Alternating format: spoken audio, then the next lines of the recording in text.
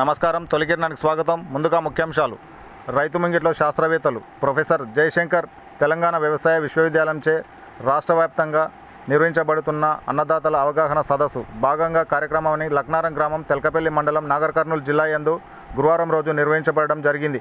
ఈ కార్యక్రమంలో రైతులను ఏ శ్రీరామ్ శాస్త్రవేత్త మాట్లాడుతూ యూరియా వాడకం తగ్గించాలని, అధిక యూరియాను వాడకం వల్ల పంటలు చీడపీడలు ఆశించే అవకాశం పెరిగి నష్టం జరుగుతుందని, యూరియాకి బదులుగా పచ్చిరొట్ట ఎరువులను వేసుకోవాలని సిఫారసు చేసిన సరైన ఎరువులను వేసుకోవాలని సూచించారు.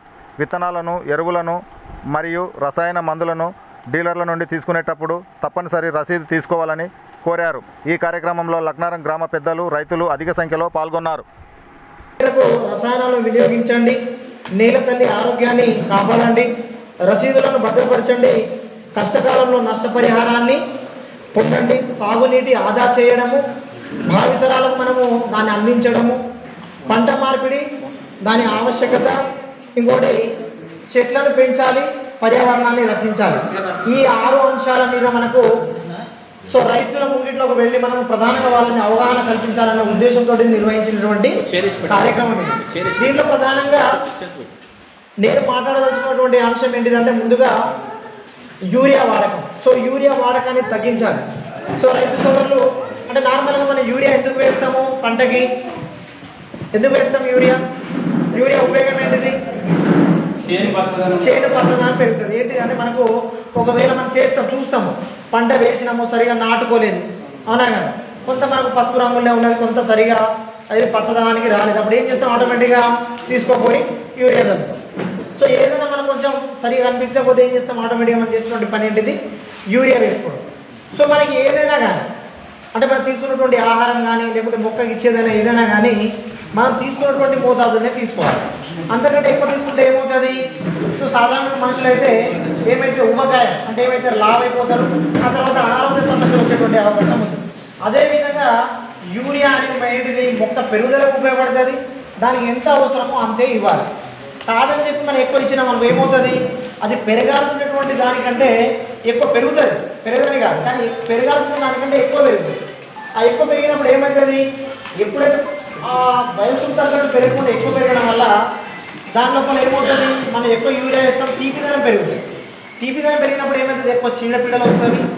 నార్మల్గా మనకు తెగుళ్ళు, రోగాలు కూడా ఎక్కువ వచ్చేటువంటి అవకాశం ఉంటుంది. దానివల్ల మనకు పంట నష్టం పడిపోతాయి. వాటి యొక్క మన సంఖ్యను బట్టి మనము పిచికారి మందు అప్లై చేయాలా లేదా అని చెప్పేసి నిర్ణయించుకోవచ్చు. మన ఈ ఎర్రని మనం దీంట్లో ఎలా అమర్చుకోవాలా? మనకి చిన్న ఉంటుంది, వీటికి మనం ఫస్ట్ ఈ ఎర్రని ఇలా అమర్చాలా. తర్వాత మనం ఈ ఎర్రని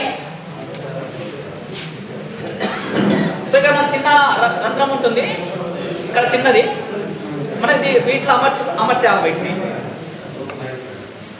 తర్వాత మనం వీటిని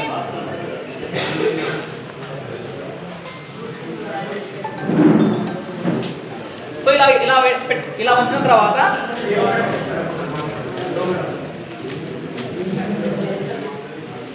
ఇక్కడ చిన్న మనం ఒక రబ్బర్ అనేది కట్టేసిన తర్వాత మనం ఇలా కర్రలకు అనేవి వీటిని అమర్చేసి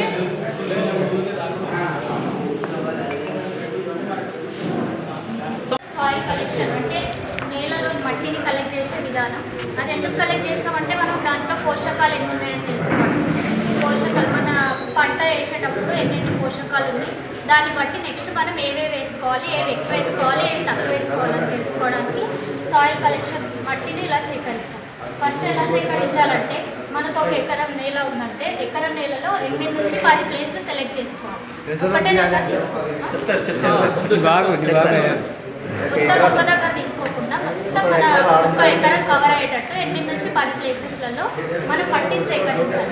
ఎందుకంటే ఒక్క దగ్గర తీసుకుంటే ఒక్క దగ్గర ఉన్న న్యూట్రియంట్స్ మాత్రం మనకు తెలుసుకోవాలి. మొత్తం తీసుకుంటే మొత్తం మన పంట, మన ఎకరం మొత్తంలో ఎంత పోషకాలు ఉన్నాయని తెలుసుకోవడానికి మనం 8 నుంచి 10 ప్లేసెస్ ర్యాండమ్ అక్కడక్కడ తీసుకుంటాం, దూరం మొత్తం ఒక్క ఎకరం కవర్ అయ్యేటట్టు.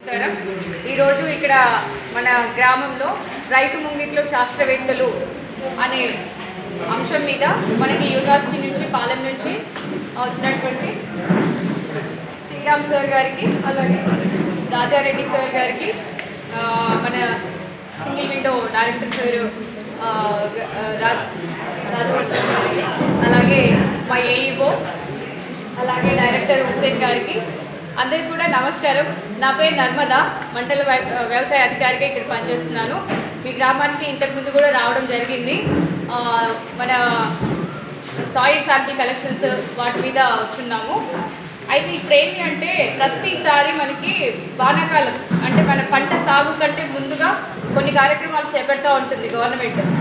అంటే ఇంతకుముందు రైతు చైతన్య యాత్రలు, రైతు సదస్సులు అనే కార్యక్రమాలు జరుగుతూ ఉండేవి. ఈసారి ఇంకొంచెం అడ్వాన్స్గా ఇంకొంచెం మీకు అందుబాటులో శాస్త్రవేత్తల్ని, నిపుణుల్ని, ఇంకా వీటి గురించి మన వ్యవసాయం గురించి పూర్తిగా నైపుణ్యం కలిగినటువంటి వాళ్ళందరినీ కూడా మీ ముందుకే మనం ఇక్కడితో వెళ్ళిపోయి అడగడం కాకుండా వాళ్ళే మన దగ్గరికి వచ్చి కొన్ని అంశాల మీద మనకి ఇప్పుడు సాగుకి కావాల్సిన ముఖ్యమైన అంశాలు అట్లేగా ఇక్కడ కూర్చున్నాం అంటే ఇల్లు తిరిగితే వాళ్ళకి టైం దొరకదు, మనకు కూడా వీలు కాదు.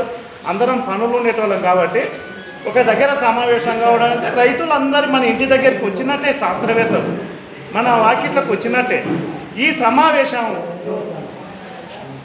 మన రైతు సోదరులు అందరూ ఇంత పెద్ద ఎత్తున హాజరైనందుకు పేరు పేరున అందరికీ వందనం, అభివందనాలు.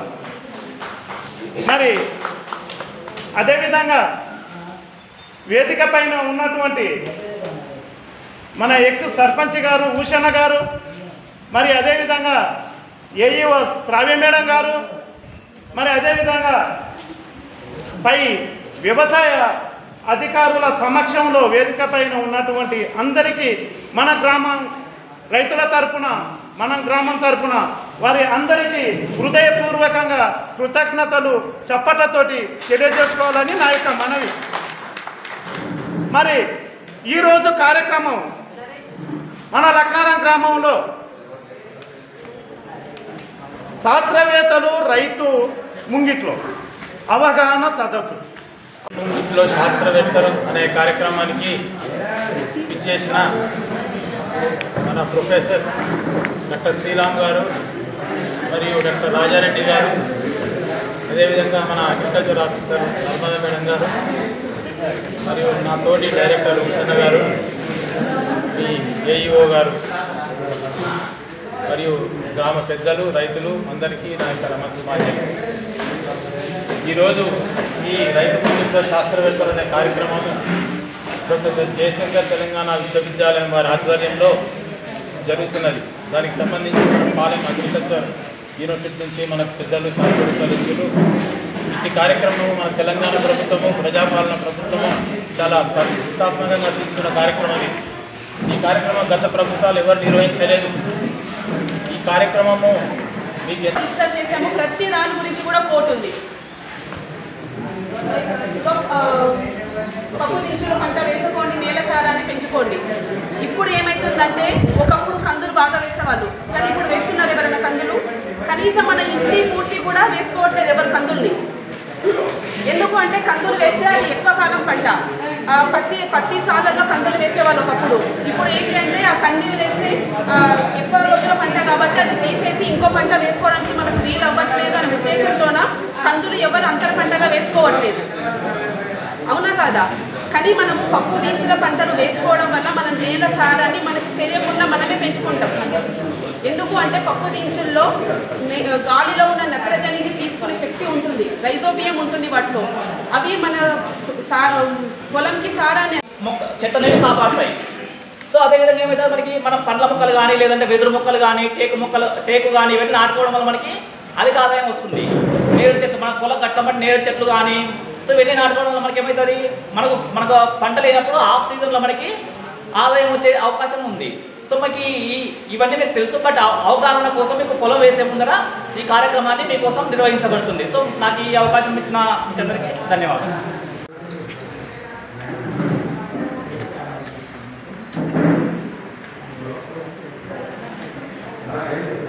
సో రైతు సోదరు ఎవరైనా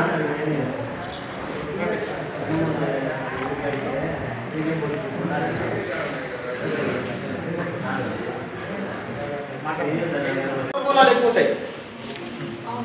మామూలు పొలాల కంటే ఉడకంగా ఉసుకే నేలలకు, తర్వాత నల్ల రేగడికి, ఆ తర్వాత ఎర్ర నేలల కంటే ఉడకంగా ఎక్కువ మొత్తం మీద సౌట నేలలు ఎక్కువ ఉంటాయి అన్నమాట. ఆ సౌట నేలల్లో ఏ రైతు ఏం పంట వెండాలి, ఏం పంట పండించుకోవాలి, ఆ తర్వాత అతడు ఏదని ఇంత వాడుకోవాలి, అదొకటి. సరే ఇంకా పోతే మీరేంటి విత్తన శుద్ధి అన్నారు సార్. మీకు మేము సరే నేను వేరే విధంగా మాట్లాడుతున్నాను. కాకపోతే మీ పరిశోధన సంస్థకు ఒక నమస్కారం. ఎందుకొరకంటే మీ పరిశోధన సంస్థకు మేము ఎప్పుడు వచ్చిన విత్తనాలు సార్. సారీ నేను ఇట్లా మిమ్మల్ని తిరస్కరించలేను, కానీ ఉన్న మాట చెప్తున్నాను అన్నమాట. ఉన్నమాట మీ పరిశోధన సంస్థలోన ఖచ్చితంగా ప్రతి ఒక్కటి విత్తనాలకు సంబంధించి సార్. ఇప్పుడు ఎట్లంటే ఎక్కడో పండించి తెచ్చి